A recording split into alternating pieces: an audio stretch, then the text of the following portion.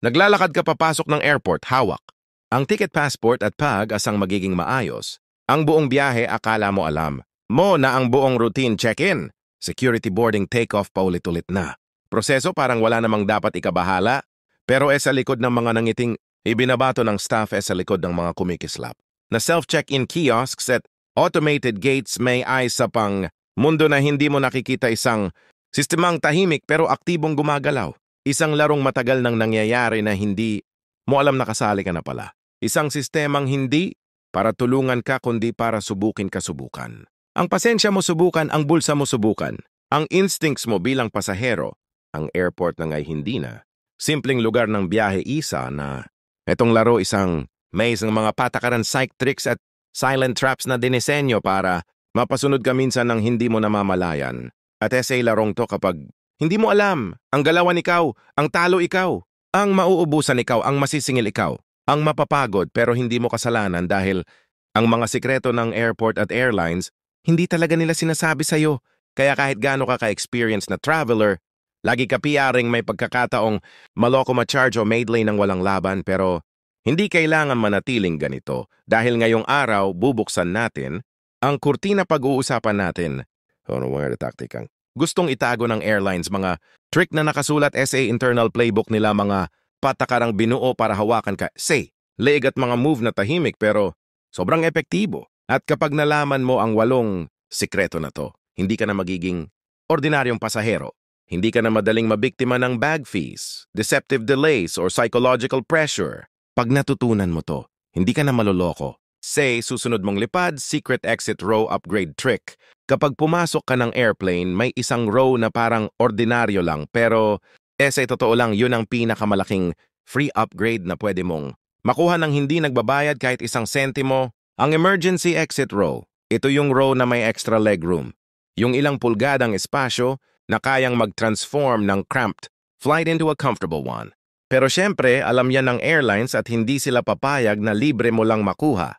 Yan ngayong 2025 kahit Philippine Airlines may mga flight na umaabot ng 5,000 hanggang 10,000 piso. Ang singil para lang extra legroom, isipin mo, yun ilang pulgada ng espasyo. Pero parang bumili ka na rin ng bagong cellphone case, presyo at ang pinakamasakit pareho lang naman.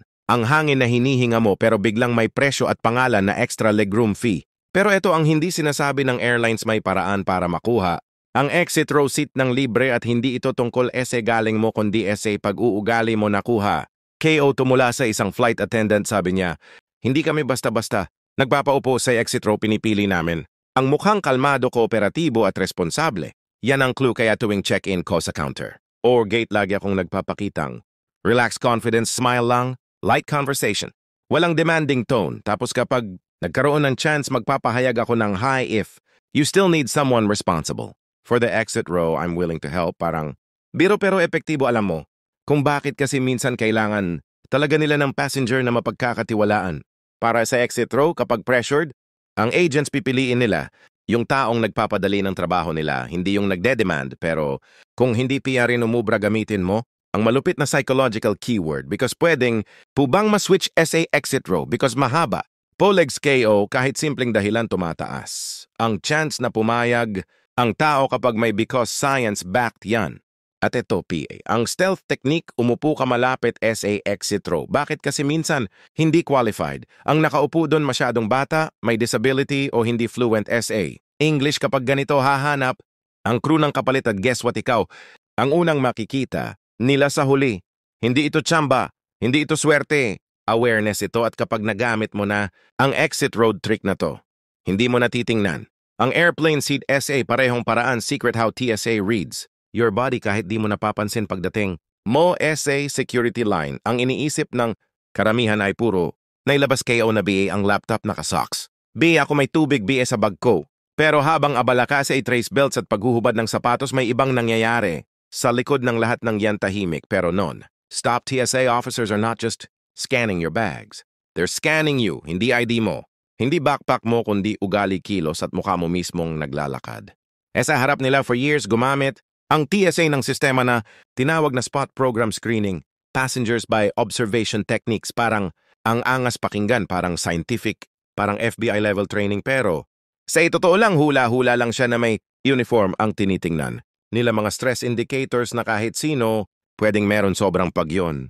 Pagpapawis pagkatulala, pag-ikot-ikot ng mata, pagiging stiff, pagiging masyadong alert. Mukha mong parang stressed. Dahil nagmamadali ka ate, ito ang nakakatawa o nakakatakot. Depende sa tingin mo walang scientific proof na kaya nitong mag-identify ng threat. Sinabi yan mismo ng Government Accountability Office. Pero guess what ginagawa PA? Rin nila hanggang ngayon, bagong pangalan nga lang, same style, same guessing game, worse. Wala silang nire-record na race, gender, or profile ng NAFA flag. Ibig sabihin walang accountability kung bakit mas madalas na pipiliin ang isang tao kaysa iba random. Kung random at minsan nakabase lang SA, isang maliit na kilos na wala namang ibig sabihin. So paano mo maiiwasan na ma-flag? Simple lang, wag kang magmukhang pinipilit maging kalmado dahil yan ang pinakamabilis na paraan para magmukhang guilty. Ito ang dapat: relax na balikat, steady, breathing neutral, face simple, polite, short responses. At wag ka mag-act like I must look innocent dahil ang totoo, the harder you try to look innocent, the guiltier you appear. Blend in, be natural, walk like someone who's flown 1,000 times. Kahit say totoo lang kinakabahan ka PA sa 100 mililitro rule. TSA can't read your mind, pero madali nilang mamisread. Ang nervous mo, secret the gate agent surveillance game. Akala ng karamihan nagsisimula ang laban pagbukas na ng boarding, pero say totoo lang matagal ka nang tinitingnan ng gate agents. Bago PA mag-announce ng group habang nakaupo ka, say, waiting area scrolling sa phone mo at nag-aabang ng boarding. Call, may ibang eksena. Sa kabilang side ng counter, isang gate agent na kunwari abala, say pagta-type sa computer. Pero ang mata parang radar, every few seconds sumisilip sila. SA crowd. Hindi para tingnan kung kompleto na ang pila, kundi para kilalanin kung sino ang may bag na mukhang mas malaki kaysa dapat, mas bulky, or halatang puno na hindi na bagay. Tawaging personal item ito ang hindi alam ng maraming pasahero. By the time na tumayo ka sa pila, minsan naka-bookmark na ang mukha mo sa isip nila kahit hindi ka PA. Lumalapit minsan na pagdesisyonan ka na paano simple, hindi nila gustong madelay ang boarding dahil haharangin ka PA nila sa harap ng scanner. Time is money. Every second counts. Kaya habang maaga nagta-target na sila, may nakita kang roller bag na medyo nakaumbok, marked, may backpack na masyadong puno, marked. May dalang tote na obviously hindi pa sa SA sizing box, marked. Kaya hindi na nakapagtataka na may traveler na kalmadong pumila. Akala ligtas ang bag niya, tapos paghakbang niya sa jet bridge, biglang, sir, kailangan pong i-check ang bag na yan at ikaw wala ng laban kasi nasa gitna ka na ng boarding, wala ka ng oras, wala ka ng choice. So paano hindi ma-target? Here's how to disappear from their radar. Keep your bag low, wag mo i-display sa harap ng counter, mas mataas, mas visible. I must target, use dark plain bags.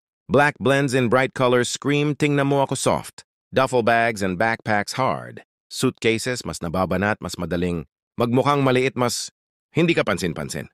4, don't stand. 2, close to the counter, mas malapit, mas mabilis. Kanilang maskan. 5, walk naturally, wag magmukhang defensive o kinakabahan. Psychologically suspicious. Yan, because once a gate agent decides your bag looks oversized, wala ka ng convincing power. Decision made, fee incoming. Remember, by the time you line up NASA, listahan ka na kung hindi ka marunong mag-blend in secret. 4, the hidden commission trap. Ito ang sikreto na bihirang malaman ng mga pasahero pero sobrang nakakashock kapag nalaman mo. May airlines na nagbibigay ng komisyon sa gate agents kada pasaherong mahuhuli nila. Yes, tama. Ang narinig mo, SA ilang budget carriers tulad ng Spirit at Frontier. Sayus may sistema na tahimik pero napaka-epektibo. $5 hanggang $10, 300 piso, hanggang ₱600 per oversized bag na. Mapipilit nila i-check mo kang maliit, pero isipin mo kung ilang pasahero ang dumadaan SA isang gate per flight. Kung 20 lang ang mahuli, ₱6,000 hanggang ₱12,000 extra per shift. Ngayon alam mo na kung bakit may mga video na nagva-viral, gate agents arguing aggressively. Kahit kitang-kita namang kasya ang bag. Hindi dahil masama sila, hindi dahil gusto ka lang nilang pahirapan. Incentive system. Ang totoong kalaban mo may instance PA na nakita. Kao sa airport, isang babae, maayos. Ang backpack kayang-kayang ipasok sa metal bin. Pinuwersa ng agent, ma'am. Kailangan pong pumasok ng flush. All the way, and siniksik ng passenger, pumasok naman. Pero ang agent umiling PA rin, sorry ma'am, oversize po, at ayun. Swipe na agad ng card, no argument, no escape. At ito ang pinakamasakit, the gate is the point of no return kapag ikaw ang naspot nilang potential fee tapos ka nawala ka ng oras para i-repack. Hindi ka pwede bumalik at hindi mo rin i-risk na maiwanan ang flight mo dahil lang sa debate. So most passengers nagbabayad na lang kaya kung gusto mong hindi maging target ng commission system, ito ang pinaka-epektibong defensive strategy. One, choose compact minimalist bags. Lalo na yung square opening na parang mini suitcase. Mukhang organized, mukhang compliant, always go for dark colors, black, dark, navy, charcoal. Hindi nakaka-attract ng mata. 3, avoid hard shell carry-ons kung personal item lang. Kapag nakaumbok, obvious soft fabric. Look smaller kahit full 4. Keep your bag hidden near your feet while waiting. Wag mo i-display. Say harap ng counter 5, wag ka lumapit. SA counter hanggat hindi nagbo-board. Ang grupo mo, the closer you are, the easier. You are to target ngayong 2025 bag enforcement. Isn't just about rules. Hindi na ito simpleng follow the size limit. It's about bonuses. It's about money at ang pinakamadaling paraan para hindi ka maging target. Wag kang mapansin. Secret 5, the rookie. Bag check mistake ito. Ang pinakamalupit na trap na kahit experienced travelers bumibigay. PR rin at ang masama ikaw mismo. Ang nagse-set up SA sarili mo ito. Yung moment na habang nakatayo ka sa gate may sizing. Bin SA tabi mo at bigla mong naisip subukan. KO nga kung kasya ang bag KO at pagpasok mo ng bag mo sa metal frame kahit perfect fit PA. Yan, boom, target locked. Alam mo kung bakit? Dahil the moment na ikaw mismo ang nag-volunteer mag-test, binigay mo na SA kanila. Ang kapangyarihang sabihing hindi. Yan ka siya even if just see him over, even if lumubog naman, even if kaya naman ipasok, with a little push once makita ng agent na ikaw mismo ang nagpakita ng bag mo sa sizing, binwala ka ng power to argue. Wala nang pwede bang pakicheck ulit? Wala nang okay naman? Kanina SA check-in, wala lahat in their eyes. Passenger voluntarily tested the bag. And it didn't fit case. Closed fee incoming at ito ang twist. Hindi nila kailangan makita ang bag mo mula sa malayo, ikaw mismo. Ang nagdala sa kanila sa problema, they didn't find you, you found them. Kaya ito, ang golden rule, never test your bag near the airline counter or gate, never ever. Kung nag-aalangan ka kung kasya ang bag mo ito, ang tamang galawan, find an empty gate, wag doon sa gate mo. Wag sa may tao, humanap ng tahimik na area. Doon ka mag-test, privately use your pockets and jacket trick. Kung medyo tight, ang bag mo ilipat. Ang mabibigat na items, SA cargo pockets at designed para mahuli. Keep your bag behind. You don't hold it up, don't show the shape. The lower it is, the safer you are. Avoid standing beside the sizing bin, automatic magnet ng problema. And key fact, kapag nakita ng agent na ang bag mo ay once nag-touch SA sizing bin, pwedeng i-charge ka up to 3,000 hanggang 6,000 piso on the spot with zero refund. Dahil SA larong to, kapag naglaro ka sa rules nila, talo ka agad, kaya next time lumayo ka SA. Sizing bin lumayo kasi trap. Secret why airlines lie about delays. Kung matagal ka nang lumilipad, siguradong naranasan mo na to yung flight mo delayed lang ng 30 minuto tapos nagiging 4 na, 5 nagiging 1 oras, nagiging 2 oras pero never nila sasabihin agad na 3 oras delay at bakit madali. Lang ang sagot because the lie keeps you calm, the small delays keep you obedient. Ayaw ng airlines na i-announce upfront ang totoong haba ng delay. Bakit? Dahil kapag sinabi nilang 3 oras, agad kalahati ng pasahero tatayo pupunta sa customer service, magre-request ng refund, magre-rebook, hihingi ng meal vouchers, magagalit, magugulo.